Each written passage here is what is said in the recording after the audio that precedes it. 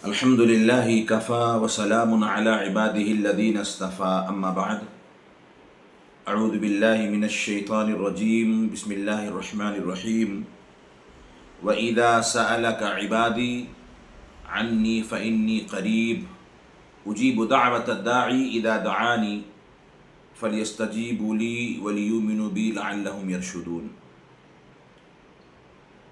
محترم ناظرین و ناظرات، سامعین و سامعات، پیارے بچوں، خواتین اسلام، السلام علیکم ورحمۃ اللہ وبرکاتہ۔ آج کے درس کا جو میں نے موضوع چنا ہے وہ ہے دعا۔ یہ جو آیت ابھی میں نے پڑھی ہے یہ سورہ بقرہ کی آیت نمبر 186 ہے، دوسرے پارے میں۔ اللہ تعالیٰ فرماتا ہے اپنے نبی سے خطاب کر کے، مخاطب ہو کر کے، کہ وَإِذَا سَأَلَكَ عِبَادِي عَنِّي، کہ اے نبی جب آپ سے میرا بندہ میرے بارے میں پوچھے، فَإِنِّي قریب، تو اس سے کہہ دو کہ میں اس سے بہت قریب ہوں۔ اجیب دعوت الداعی، میں پکارنے والے کی پکار سنتا ہوں، اذا دعانی، جب وہ مجھے پکارتا ہے۔ فَلْيَسْتَجِيبُوا لِي وَلْيُؤْمِنُوا بِي، تو چاہیے کہ وہ مجھے پکاریں اور مجھ پر ایمان لائیں، یعنی میری بات مانیں اور مجھ پر ایمان لائیں تاکہ وہ ہدایت یافتہ ہوں۔ اللہ تعالیٰ نے یہ آیت اور اس آیت کے پہلے اور اس آیت کے بعد رمضان کے فضائل اور مختصر اہم احکامات کے بارے میں ذکر کیا ہے۔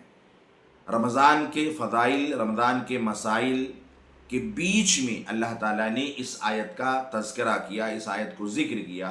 اللہ تعالیٰ کا کوئی خاص مقصد ہے۔ اس آیت کے اندر جس چیز کی طرف زور دیا گیا ہے وہ ہے دعا۔ بندہ اللہ رب العالمین کو جب پکارتا ہے تو اللہ تعالیٰ سے بندہ بہت ہی قریب ہوتا ہے۔ اس آیت کے ذریعے یہ معلوم ہوتا ہے اللہ تعالیٰ نے جو رمضان کے احکامات، اس کے فضائل کے بیچ میں اس آیت کا جو ذکر کیا ہے، اس سے اندازہ ہوتا ہے کہ روزے کا اور دعا کا بہت گہرا تعلق، بہت گہرا تعلق، بہت ہی گہرا تعلق۔ رمضان کے مہینے میں اللہ رب العالمین دعائیں بہت سنتا ہے۔ ہمیں چاہیے کہ ہم اس روزے کے مہینے میں خوب اللہ تعالیٰ سے دعا کریں۔ بھئی سب سے پہلا کام کیا ہے کہ ہمیں روزہ رکھنا ہے، جو کہ فرض ہے ہر مسلمان، بالغ، مرد، عورت، غلام، آزاد، سب پر اللہ تعالیٰ نے اس رمضان کے روزے کو فرض قرار دیا، الا یہ کہ کوئی مجبوری ہو، بیماری کی حالت ہو، سفر کے حالت میں ہو، یا عورتوں کے جو فطری مسائل ہیں ان مسائل کی وجہ سے اللہ تعالیٰ نے اس رمضان کے روزے میں رخصت دی ہے کہ جب یہ مسائل ہمارے ختم ہو جائیں، یہ مجبوریاں ختم ہو جائیں تو دوسرے ایام میں ان روزوں کو ہمیں قضا کرنا ہے۔ تو سب سے پہلا جو کام ہے ہمارے لیے اس مہینے میں وہ ہے روزہ رکھنا ہے، اور دوسرا جو کام اس مہینے میں ہمیں کرنا ہے وہ کیا کرنا ہے؟ قرآن مجید کی تلاوت کرنا، کیونکہ یہ قرآن کے نزول کا مہینہ ہے۔ اس لیے جتنی زیادہ ہو سکے اس مہینے میں ہمیں قرآن مجید کی تلاوت کرنا ہی کرنا ہے۔ خوب قرآن پڑھیں اس مہینے میں، خوب تلاوت کریں، لیکن اس تلاوت میں ایک بات کا خاص طور سے ہم دھیان یہ رکھیں کہ تلاوت کرتے وقت ہمارے ذہن میں یہ بات کبھی نہ آئے کہ ہم فلاں سے کئی گنا تلاوت کریں ریسنگ کے مقصد سے۔ لوگ ریسنگ کرتے ہیں کہ ہم نے 4 قرآن نے پڑھنا ہے، ہم نے 5 قرآن پڑھنا ہے، ہم 10 قرآن پڑھنا ہے، 6 قرآن پڑھنا ہے۔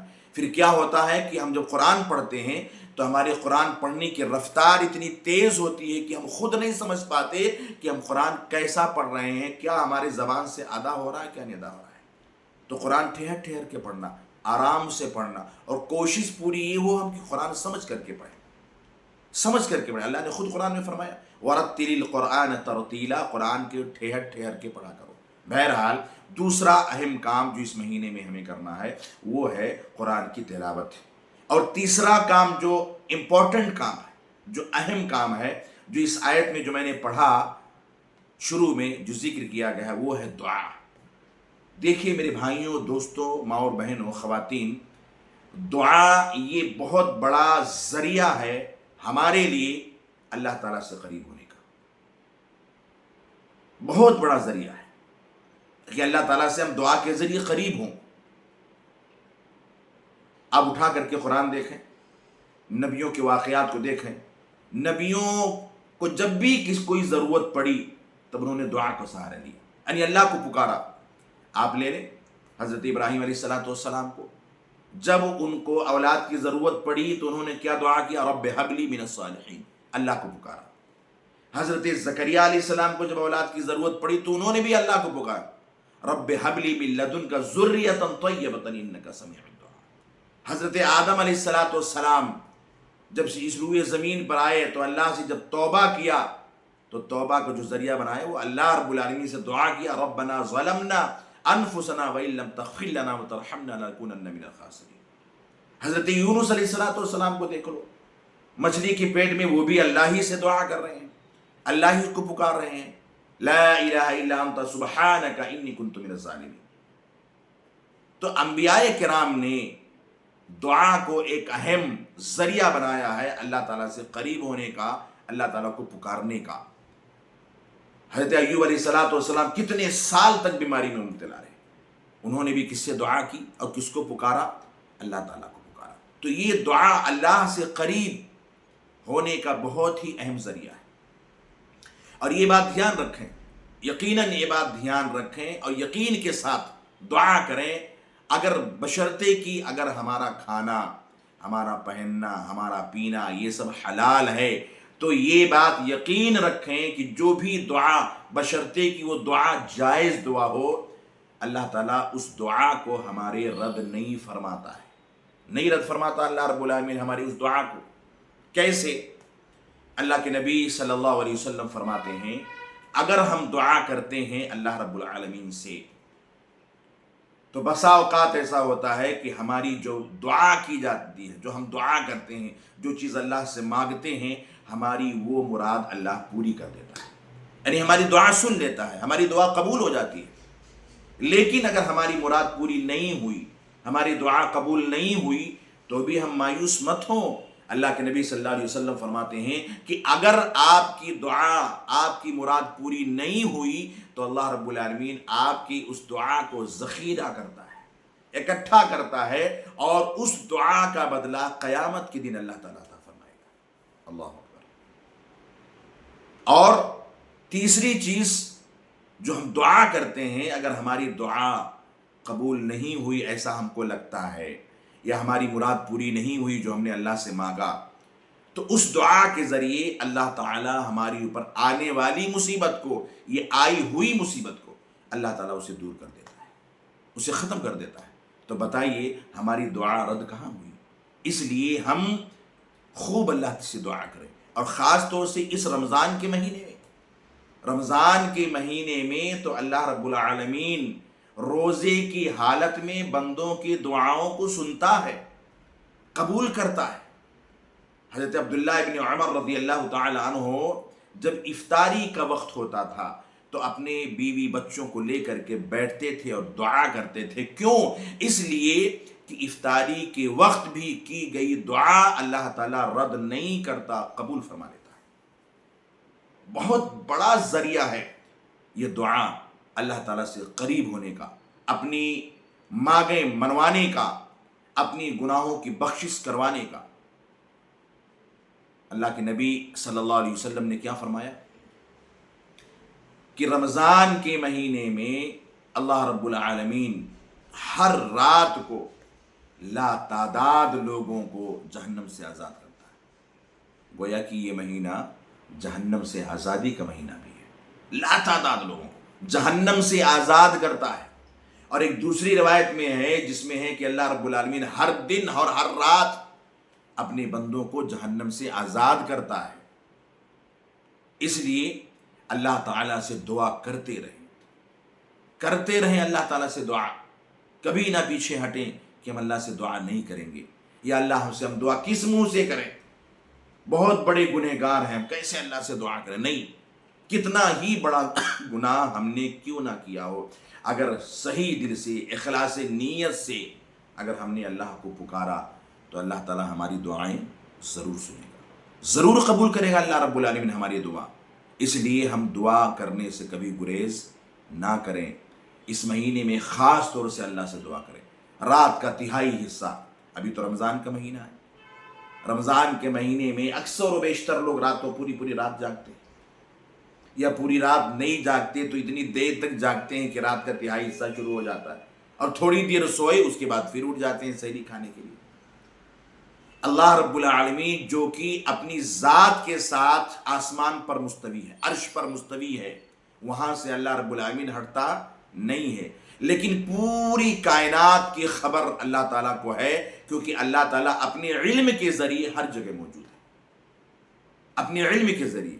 لیکن رات کا تہائی حصہ وہ حصہ ہے کہ اللہ تعالیٰ اپنے عرش سے آسمان دنیا پر آتا ہے. بتائیے کتنے خوش نصیب ہیں وہ بندے کہ جن کے لیے اللہ تعالیٰ اپنا عرش چھوڑ کر کے آسمانی دنیا پر آتا ہے اور آ کر کے کہتا ہے یا باغی الخیر اقبل و یا باغی الشر اقصر. اے بھلائی کے کرنے والے آگے بڑھ، اے برائی کے کرنے والے رک جا. کون میرا بندہ ہے جو اس وقت مجھے پکارے اور میں اس کی پکار کو سنوں؟ تو یہ بھی اللہ نے سنہرا موقع ہمیں عطا فرمایا رمضان کے مہینے میں کہ ہم رات کو اللہ تعالیٰ کو پکاریں، اللہ سے اپنی فریاد کریں، اللہ کے سامنے روئیں، عاجزی کریں، انکساری کریں. تو دعا بہت بڑا ذریعہ، بلکہ یوں کہیں بہت بڑا ہتھیار ہے، بہت بڑا ذریعہ ہے اللہ سے قریب ہونے کا. اس لیے میرے بھائیوں، میرے دوستوں، میری ماؤں اور بہنوں، میرے پیارے بچوں، اس ماہ مبارک میں خوب اللہ تعالیٰ سے دعا کریں، ہاتھ اٹھا کر کے دعا کریں اللہ رب العالمین سے. کیوں؟ کیونکہ اگر بندہ اللہ تعالیٰ کے سامنے ہاتھ اٹھا کر کے دعا کرتا ہے تو اللہ کو شرم آتی ہے اس بات سے کہ اپنے بندے کے اس اٹھے ہوئے ہاتھ کو خالی لوٹائے. اس لیے اللہ سے ہاتھ اٹھا کے دعا مانگیں اور رو رو کے دعا مانگیں. اب بے بس کر دیں، لاچار کر دیں اللہ تعالیٰ کے سامنے اپنے آپ کو. ہم نماز پڑھتے ہیں نا، اللہ سے کیا دعا کرتے ہیں، کیا پڑھتے ہیں ہم نماز میں؟ ایاک نعبد و ایاک نستعین، کہ اللہ تعالیٰ ہم تیری ہی عبادت کرتے ہیں اور تجھ ہی سے مدد مانگتے ہیں. مطلب کہ میرا سب کچھ تو ہی ہے، تیرے علاوہ کچھ بھی کوئی بھی میرا نہیں ہے. میری سن لے، میں سب کچھ تجھے سمجھتا ہوں. تو اس طریقے سے اپنے آپ کو عاجز، بے بس، لاچار کر کے، مجبور کر کے اللہ کے سامنے اپنے آپ کو جھکا دیں اور اللہ سے دعا کریں. انشاءاللہ اگر ہم سچے دل سے، اخلاص نیت سے، حلال کمائی کھاتے ہوئے اگر ہم اللہ سے دعا کرتے ہیں تو انشاءاللہ ہماری دعا اللہ ضرور سنے گا. اور ابھی 20 دن باقی ہیں اس رمضان میں دعا کی قبولیت کے، خاص طور سے روزے کی حالت میں، افطاری کے وقت، رات کے تہائی حصے میں کبھی بھی ہم دعا کریں انشاءاللہ ہماری دعا اللہ قبول کرے گا. اور مزید باتیں ہیں انشاءاللہ دعا کے تعلق سے، اہم باتیں ہیں. انشاءاللہ کوشش کریں گے کہ 1-2 دن کے بعد پھر ہم آپ سے ملاقات کریں.